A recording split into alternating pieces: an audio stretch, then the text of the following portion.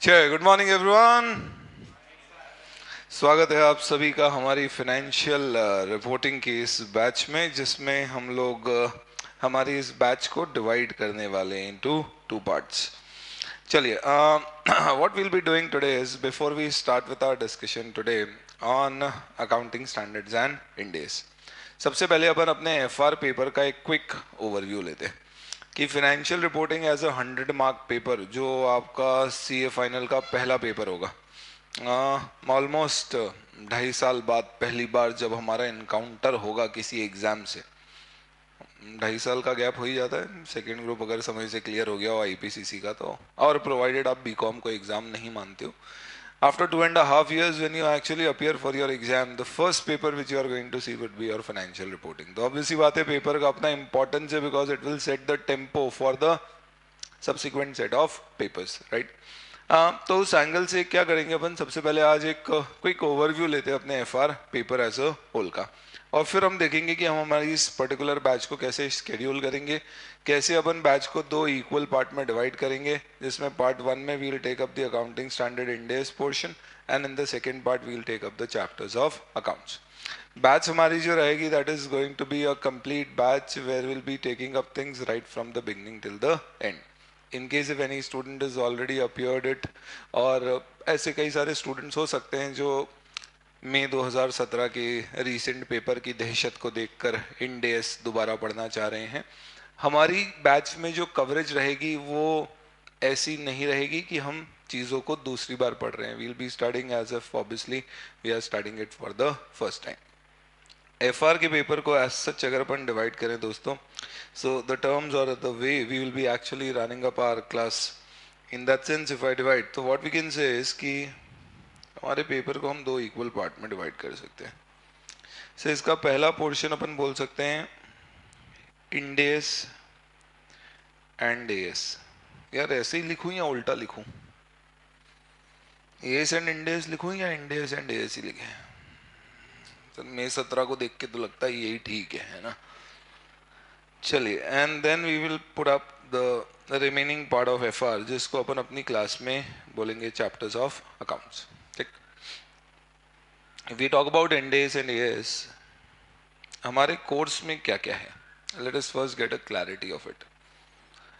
हमारे कोर्स में accounting standards हैं एंड इंड एस है, बट इंड एस में एक सवाल है कि अपने कोर्स में एस और इंड एस के बीच में जो डिफरेंस है, क्या कंपैरिजन है हमारे कोर्स में सिर्फ, या पूरे इंड एस हमारे कोर्स में, या मुद्दे की बात एग्जाम में जो क्वेश्चन आएंगे इंड एस के वो कैसे आएंगे? बताओ एस और इंड एस में क्या डिफरेंस है, ऐसा सवाल आएगा? या आएगा कि बताओ इंड एस 1 इस पर्टिकुलर मैटर पे क्या कहता है?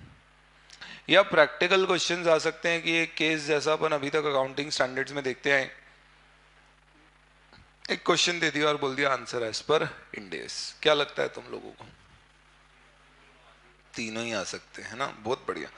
चलिए, तो मई 17 ने हमारे सारे फंडे क्या कर दिए, सेट कर दिए। जो पहले हुआ करता था कि इंड एस को लेके हम लोग अपनी खुद की मान्यता बना लेते थे।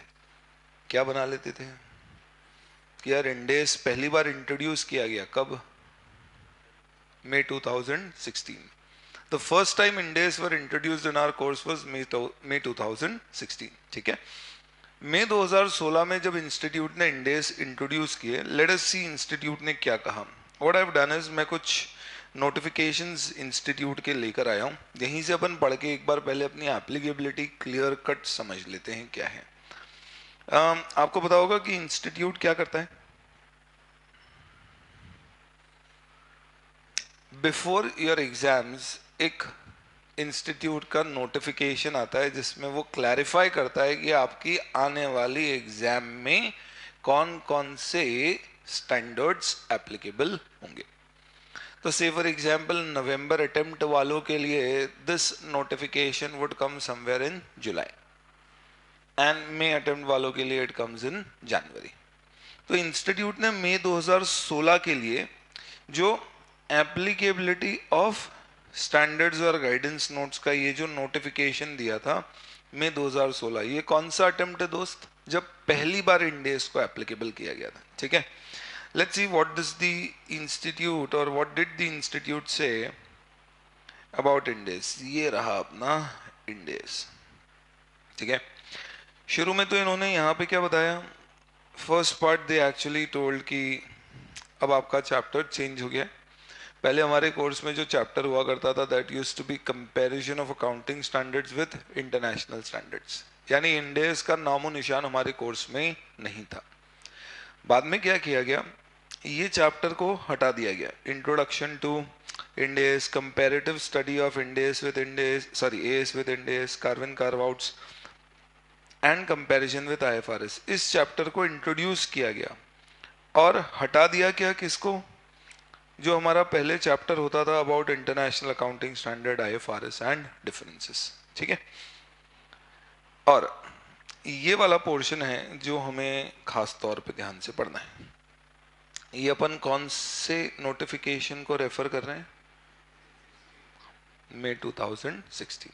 ठीक है, चैप्टर का नाम जो उन्होंने इंट्रोड्यूस किया वो क्या है, introduction to Ind AS, comparative study of AS vis a vis Ind AS, carve in carve outs in Ind AS vis a vis IFRS.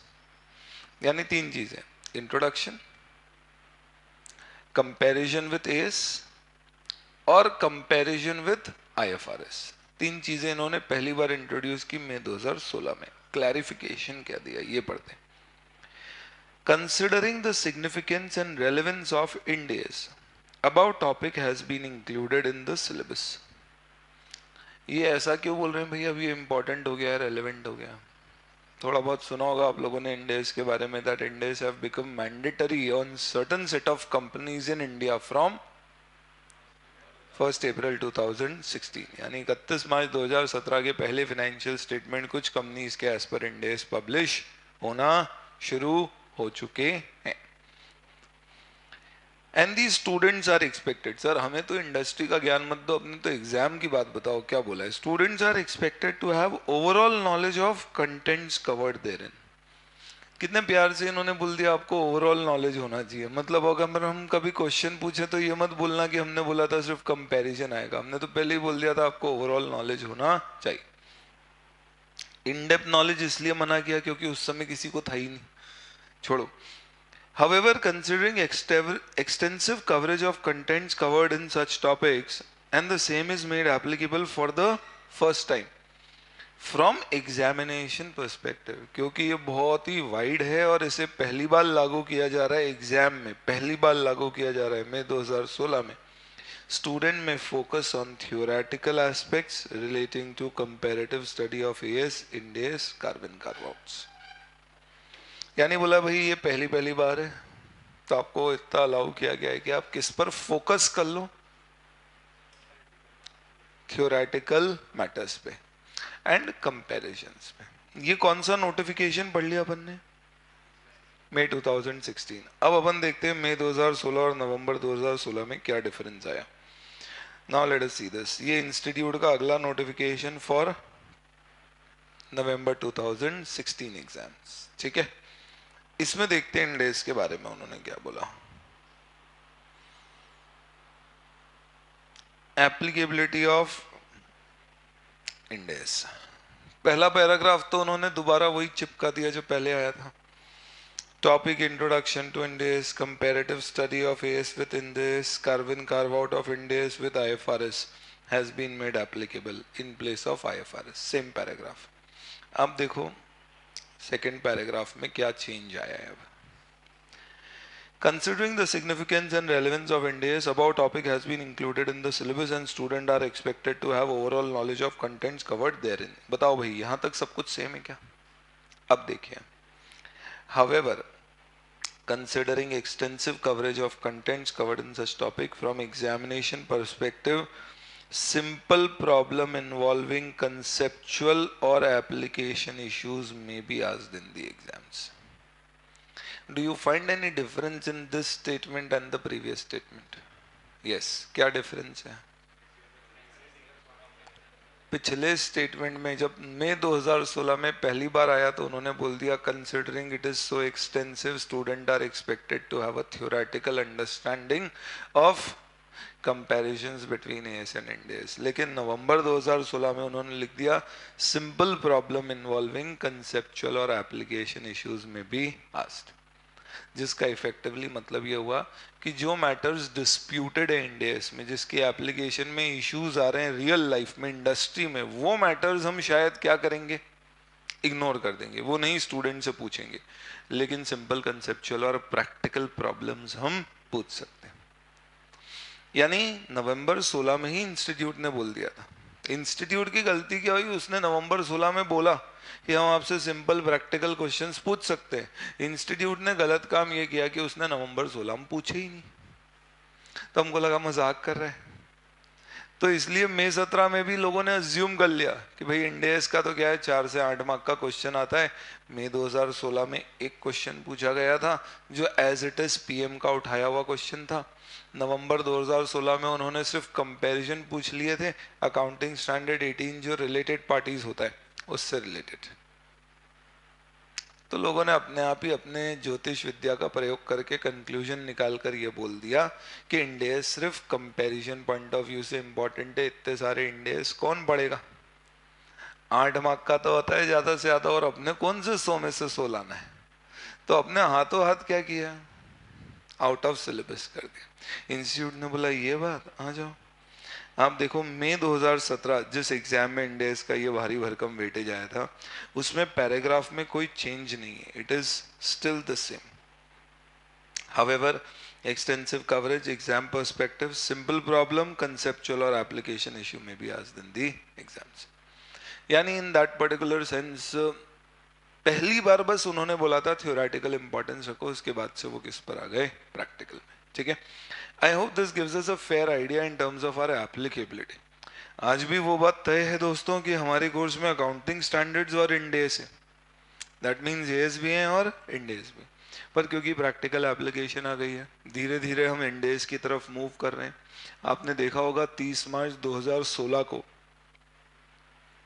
कई सारे अकाउंटिंग स्टैंडर्ड्स में अमेंडमेंट्स किए गए, जिसमें कुछ अकाउंटिंग स्टैंडर्ड को तो पूरी तरह से जो इंटरनेशनल स्टैंडर्ड्स या इंडेस है उसके जैसा कर दिया। जैसे कि आपका अकाउंटिंग स्टैंडर्ड 10 और 6 फिक्स एसेट्स और डेप्रिसिएशन, जिसको क्लब करके कन्वर्ट कर दिया उसको प्रॉपर्टी प्लांट एंड इक्विपमेंट में, which is absolutely same to the Indian AS on property plant and equipment और what we call as fixed assets.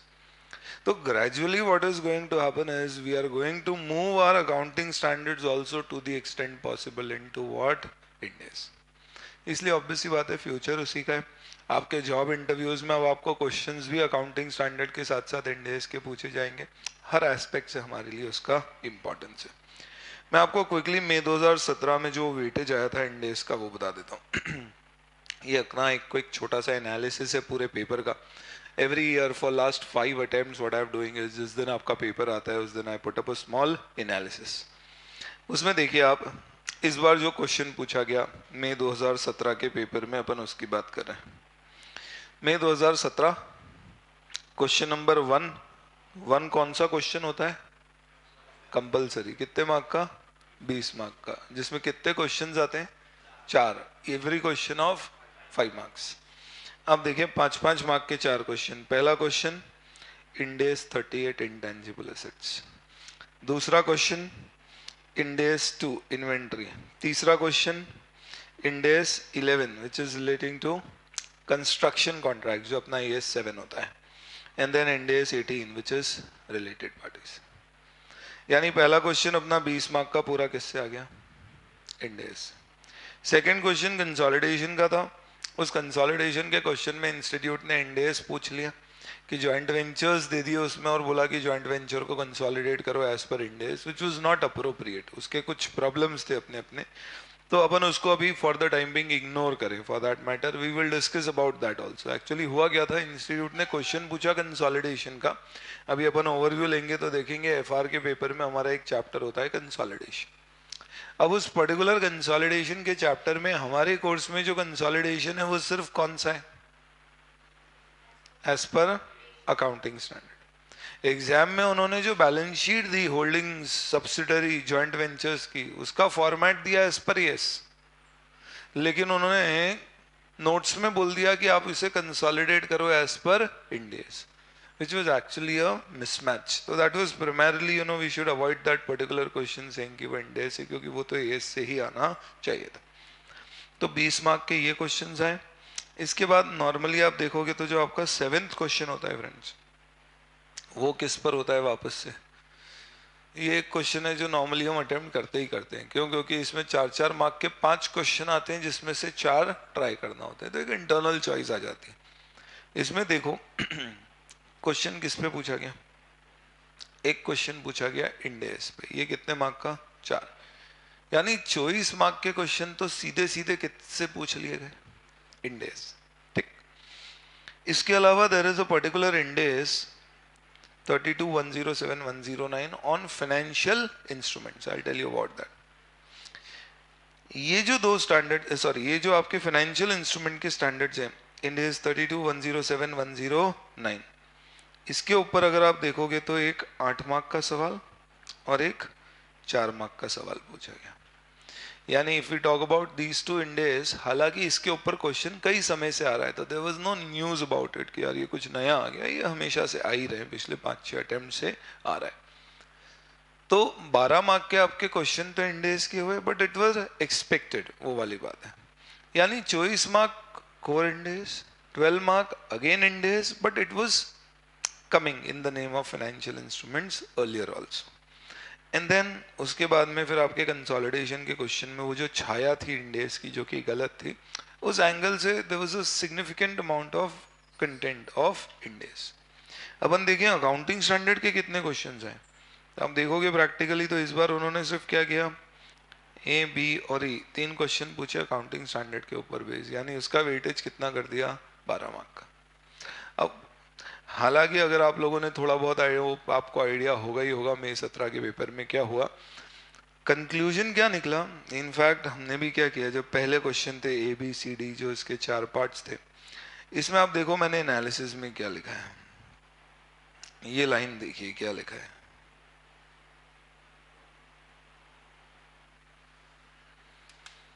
जो इंडेज के शुरू के कंपलसरी 20 मार्क के 4 क्वेश्चन आए थे, उन चारों में जो कॉन्सेप्ट यूज हुआ था वो सेम था जो इंडेज में, वही एएस में, इसलिए आपका आंसर क्या है?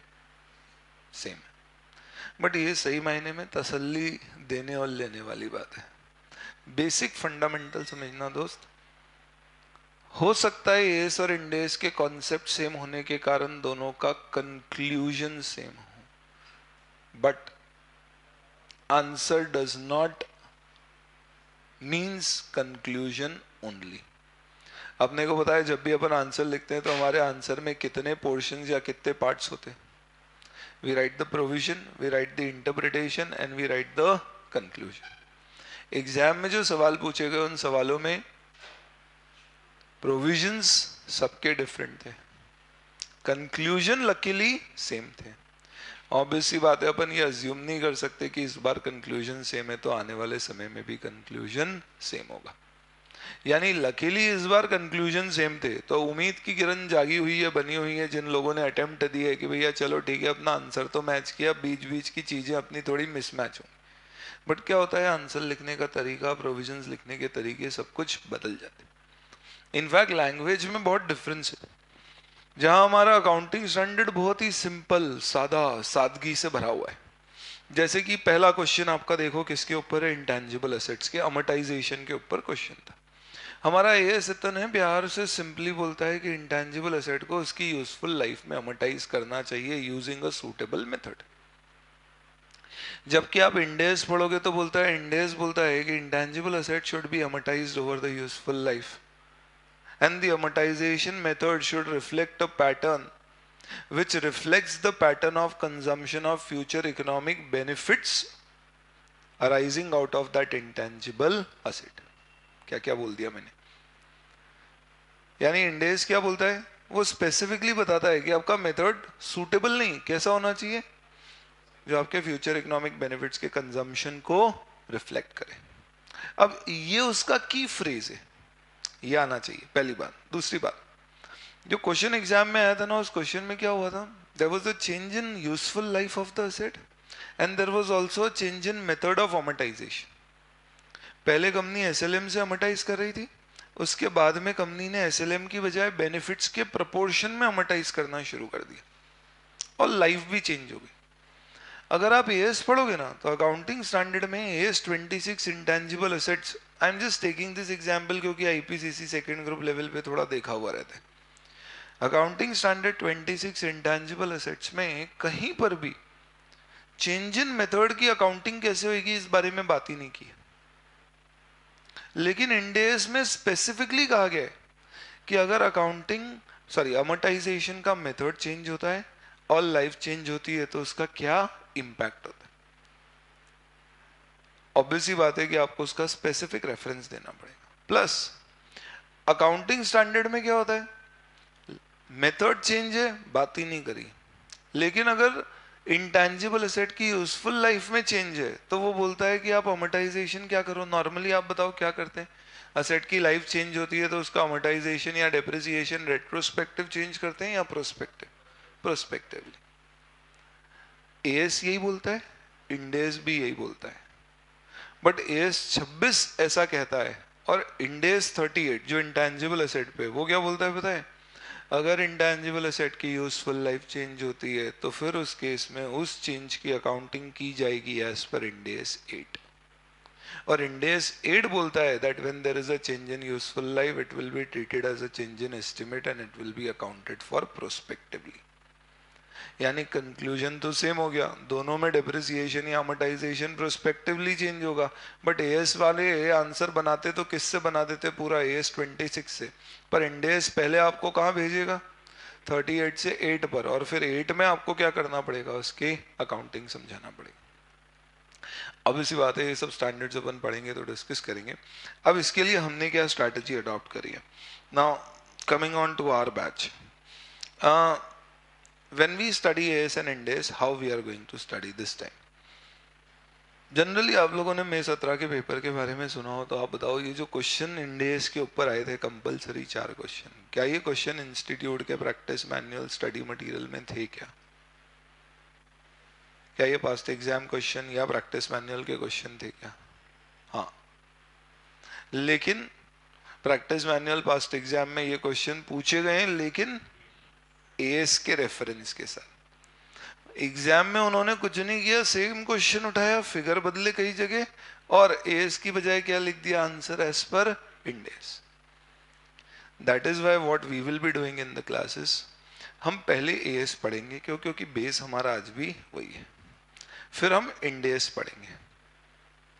कुछ एएस और इंडेस सिग्निफिकेंटली डिफरेंट है, जैसे कि एएस 1 और इंडेस 1, 22 taxes on income, significant differences हैं कुछ कुछ स्टैंडर्ड्स में। कुछ ऐसे हैं जो सिमिलर हैं काफी कुछ हद तक, they are one and the same. तो जैसी जो जिस स्टैंडर्ड की अप्रोच होगी we will take it up accordingly, हम पूरा स्टैंडर्ड देखेंगे। That is not what is important, what is more important to understand is, हम क्लास में जो क्वेश्चंस करेंगे वो सारे क्वेश्चंस हम क्या करेंगे, we will solve both as per AS as well as इंडेस।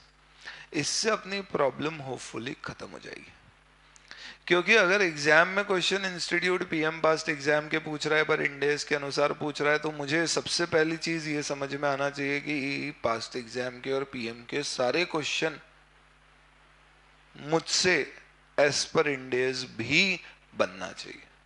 M I right? तो what we will be doing in the classes, you will get 2 booklets. एक बुक होगी आपकी जिसमें आपके कॉन्सेप्ट्स होंगे थियोरेटिकल, जिसको आप लेके चाहो तो घर पे रख देना। क्यों? क्योंकि हम पढ़ेंगे यहाँ पर और हम नोटिंग करते जाएंगे, कॉपी बनाते जाएंगे। वो सिर्फ बैकअप के लिए कि कभी आपको किसी पॉइंट पे कुछ रेफर करने की जरूरत है तो आप वो ले लें। दूसरी बुक होगी which will have questions and answers. मैंने क्या किया है, I have divided the questions into 3 parts. One question which we will answer both as per AS and Ind AS, some questions which we will answer only as per AS, some we will answer only as per INDES। ऐसा क्यों? क्योंकि कुछ ऐसी चीजें हैं जो इंडेस में ही हैं या कुछ चीजें ऐसी हैं जो एएस में ही हैं। आप क्वेश्चन पढ़ोगे तो आपको समझ में आ जाएगा। जैसे अगर आप लोगों ने आईपीसीसी लेवल पे एसएमसी क्लासिफिकेशन कभी सुना, स्मॉल मीडियम कंपनी क्लासिफिकेशन करते हैं और कुछ एएस से कुछ एंटिटीज को एग्जम्पशन मिलता है, ऐसा कोई एग्जम्पशन किसमें नहीं है? इंडेस में है ही नहीं, तो उसके ऊपर क्वेश्चन इंडेस में हम डिस्कस कर ही नहीं सकते। हालांकि अपन क्वेश्चन पढ़ेंगे तो समझ में भी आ जाएगा कि this is not relevant for इंडेस।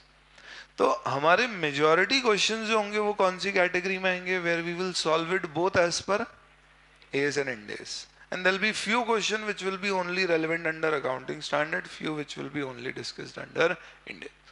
I hope ये वाली हमारी approach to a lot of extent what will do is it will take away that risk of having questions in the exams and unable to write the answers according. इसके लिए what we have also done is जो booklet आपको मिलेगी उस booklet में you will get some solved questions and some unsolved. यानी आप यूं मान लीजिए कि almost 50 to 60% of your questions I have also given solutions at the back. क्यों? क्योंकि इंडेस के अनुसार हमारा प्रेजेंटेशन किस तरह का आना चाहिए क्लास में तो डिस्कस होगा, पर आई एम श्योर कि आपको लगेगी जरूरत कि यार हमारे पास आंसर लिखे हुए हों, कारण इंस्टीट्यूट के मटेरियल में इंडेस के ऊपर जितने भी क्वेश्चन है वो सब थ्योरेटिकल है, जो पीएम वगैरह में क्वेश्चन है। तो I will give you material with solution, not all questions, कुछ अपन क्लास में करेंगे, but I'll give you some 100+ questions which will be solved in the booklet as per AS and INDAS both with solution. ठीक है, तो ये हमारे लिए एक अच्छा बेस डॉक्यूमेंट हो जाएगा just to assess and understand things. So I hope this is clear to everybody. This is the way we'll structure our class and this is the way we'll be studying. ठीक है दोस्त, चलिए, तो this is our coverage about what accounting standard और इंडेस। अब इसमें एक चीज और समझना, जब हम अकाउंटिंग स्टैंडर्ड और इंडेस पढ़ते हैं तो इसके साथ साथ में हम इनसे रिलेटेड गाइडेंस नोट्स भी पढ़ेंगे। हालांकि गाइडेंस नोट्स जो होते हैं वो किससे रिलेटेड होते हैं? एएस। इंडेस में कोई गाइडेंस नोट का कॉन्सेप्ट नहीं है।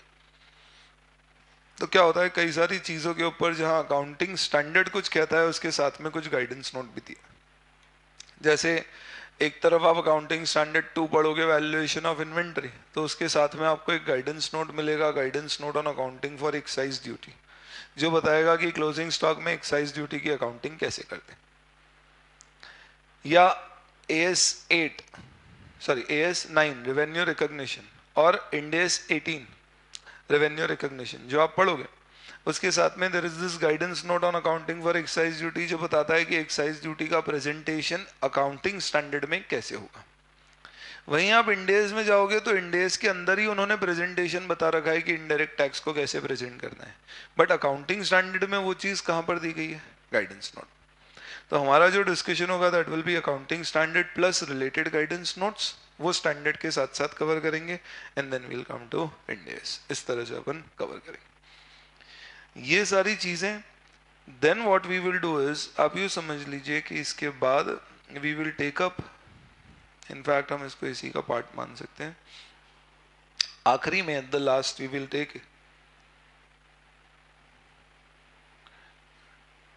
फाइनेंशियल इंस्ट्रूमेंट्स रिलेटेड क्या? इंडेस। आपके कोर्स में एक चैप्टर भी है और वो चैप्टर बना पूरा का पूरा इंडेस से, which is Index 32-107-109 on financial instruments. This is something which is important for the exams, have been asked multiple times in the exams now. This is something which has been made applicable for quite some time. आपने सुना होगा पहले accounting standard 30, 31, 32 होते थे financial instruments, उन्हें withdraw कर लिया गया और अब सिर्फ इंडेस है। यानी ये फाइनेंशियल इंस्ट्रूमेंट एक ऐसा टॉपिक है जहां पे हम एएस एंड इंडेस बोथ नहीं पढ़ पाएंगे, यहां सिर्फ क्या पढ़ेंगे? इंडेस। ठीक है, ये टोटल चीजें होंगी जो हमारी कवर होंगी इंडेस और एएस में। इसमें हमारे टोटल कितने लेक्चर्स लगेंगे? This complete thing is going to take 45 lectures plus 5 lectures. इसका मतलब क्या है 45 लेक्चर्स हमारे क्लास में होंगे, जिसमें कि हम क्या करेंगे, we will cover up all these Ind AS and AS. इसके अलावा 5 आपके एडिशनल लेक्चर्स होंगे, जिसमें कुछ पर्टिकुलर स्टैंडर्ड्स होंगे जो क्लास में अपन कवर करेंगे, but in case if you have a time limitation you can take those in pen drive, तो वो आप लेके जा सकते हो। ये कौन से स्टैंडर्ड्स होंगे कंपैरेटिवली, जो क्या है, they are lesser important, easier ones, but still because they are a part of our curriculum we'll be covering them, ठीक है। यानी उस सेंस में अपने टोटल ड्यूरेशन हो जाएगी 45, तो आपको आना ही है, 5 आप आ सकते हैं या घर पे देख सकते हैं, इतने में हम सारे लेक्चर्स कवर करेंगे। अकाउंट्स के पोर्शन पे आ जाओ, तो अकाउंट्स में हमारे क्या क्या चैप्टर्स होते हैं, तो I am just giving you a quick overview, we will not discuss too much about it now, इसको बाद में देखेंगे। कंसोलिडेशन नाम का आपका एक चैप्टर, जिसका एक क्वेश्चन आता है एग्जाम में 16 मार्क का। फिर आपका एक चैप्टर होता है कॉर्पोरेट रिस्ट्रक्चरिंग, जिसमें अमलगमेशन, इंटरनल रिस्ट्रक्चरिंग जैसी चीज़ें जो आप पहले पढ़ चुके हो, और external restructuring, acquisition of business जैसी कुछ नई चीज़ें आती है, जिसके ऊपर एक और 16 मार्क का क्वेश्चन आता है। Then you have a chapter called valuation, जिसमें बहुत सारे प्रकार के वैल्यूएशन होते हैं, valuation of goodwill, shares, business, brands, assets, liability. ये 16 मार्क का आता है, इस बार थोड़ा ज़्यादा आ गया था, 44 मार्क्स का। हाँ, इंस्टीट्यूट को पता नहीं क्या हो गया इस बार, तो इस बार तो सारे ज्योतिषी फेल हो गए। इस बार कॉर्पोरेट रिस्ट्रक्चरिंग का कोई क्वेश्चन ही नहीं आया मई 2017 की एग्जाम, उसका पूरा वेटेज उन्होंने ट्रांसफर कर दिया वैल्यूएशन, कंसोलिडेशन में इंडियस कहीं जोड़ दिया। एनीवेज, तो these are 3 core chapters what we have. Then we have a chapter on value added statement, बहुत ही बढ़िया है चैप्टर है, एक ऐसा चैप्टर जिसको गलत करने के लिए टैलेंट चाहिए। सुपर टैलेंटेड स्टूडेंट होगा जो इस चैप्टर में कोई गलती कर पाएगा, राइट। इट्स लाइक बीकॉम में फेल होने जैसा, वैल्यू एडेड स्टेटमेंट्स। तो इसमें इकोनॉमिक वैल्यू एडेड होता है, ग्रॉस वैल्यू एडेड होता है, shareholder value added, market value added, ऐसे कुछ टॉपिक्स होते हैं। देन इसके अलावा then you have something called as a share based payment, एक ईसॉप है आपका,